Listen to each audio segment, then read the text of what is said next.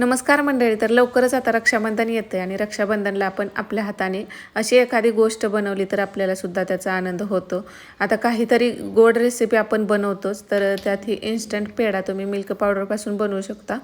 अजिबात चिवट वगैरे होत नाही आणि झटपट 15 ते 20 मिनिटामध्ये तयार होणारी रेसिपी आहे. फक्त 1 कप दूध, 1 कप तुम्हाला मिल्क पावडर लागते आणि यामध्ये ना काजू कतलीचा फ्लेवर येण्यासाठी मी थोडेसे काजू वाटून टाकलेले आहेत, ते तुम्ही टाकू शकता.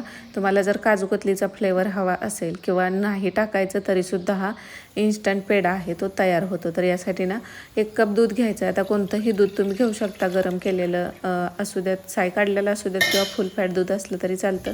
त्यामध्ये ना 1 ते 2 चमचे एवढं आपल्याला तूप टाकून घ्यायचं आहे.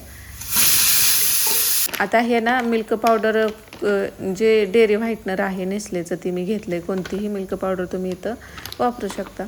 तर दुधामध्ये ना आपल्याला हे खालीच असं मिक्स करून घ्यायचं आणि नंतर गॅसवरती ठेवायचं आहे.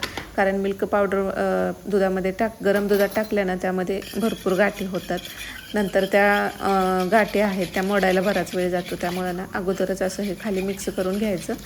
छान असं मिल्क पावडर दूध एकत्र करून घ्यायचं. आता ना दूध जास्त असेल तर आपण दूध आटवून पण पेढे तयार करू शकतो, पण त्याला खूप वेळ जातो. वेळ असेल किंवा दूध असेल जास्तीचं तरी ती रेसिपीसुद्धा तुम्ही ट्राय करू शकता. पण नसेल, इन्स्टंट तुम्हाला हवं असेल तर अशा पद्धतीने हा पेढासुद्धा एकदा ट्राय करा. छान लागतो चवीला. आणि 2 ते 3 चमचे एवढीच साखर आहे. आता पेढा कसा जास्त गोड नसतो किंवा दुधाचा कोणताही पदार्थ करताना ना त्यामध्ये कमीच साखर टाकावी लागते. जसे की आपण बासुंदी असू द्यात हे ना अगदी कमी साखर लागते. त्यामुळे 3 चमचे साखर पुरेशी होते. आणि इथं ना मी एवढं काजू घेतलेले आहेत. आता तुम्हाला हवे असतील तर टाका. हे जर तुम्ही स्किप केलं तरी चालेल, पण असतील तर नक्की टाकून बघा. काजू कतलीची जी टेस्ट असते ना सेम टेस्ट ते या पेढ्याला येते. त्यासाठी मी एवढे काजू इथं बारीक करून घेतलेले आहेत आणि ती काजूची पावडर आहे ती आता दूध थोडंसं हे घट्ट झालेलं आहे तोपर्यंत टाकून घेते. अगोदर जरी टाकून मिक्स केलं तरी चालू शकतं, पण अगोदर मी ठरवलेलं की म्हणजे मिल्क पावडरचाच करायचा.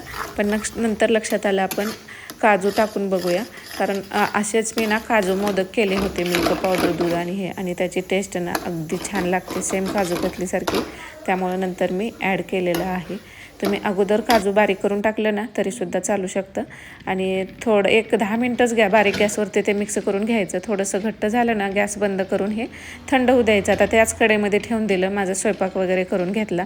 आज मी पावभाजी बनवलेली. आता ह्याची रेसिपी ना मी डेली रुटीनचा व्हिडिओ शेअर करते ना त्यात शेअर करेन पावभाजीची रेसिपी. आणि नंतर ना थंड झाल्यानंतर हे छान असे पेढे तुम्हाला ज्या शेपमध्ये हवेत त्या शेपमध्ये तुम्ही आकार देऊ शकता. नुसते गोल आहे असे ठेवले तरी चालतं किंवा असे करायचे असतील तर असे करा. आणि हे काजू कतलीसारखं ना हे लाटून कटसुद्धा करता येतं. पेढा कसा तुटतो ह्यानुसार तुमच्या लक्षात येईल की अगदी छान हे पेढे तयार होतात. तर या रक्षाबंधनला तुम्ही नक्कीच ही रेसिपी ट्राय करू शकता. 2 in 1 आहे. काजू कतलीचा फ्लेवरसुद्धा तुम्हाला ह्या पेढ्यामध्येच, दोन्ही टेस्ट एकत्र आहेत आणि खरंच चवीला हे पेढे भन्नाट लागतात. आणि व्हिडिओ आवडला असेल तर लाईक करा आणि हा व्हिडिओ तुम्ही कुठून पाहताय नक्कीच कमेंट करून सांगा. श्री स्वामी समर्थ.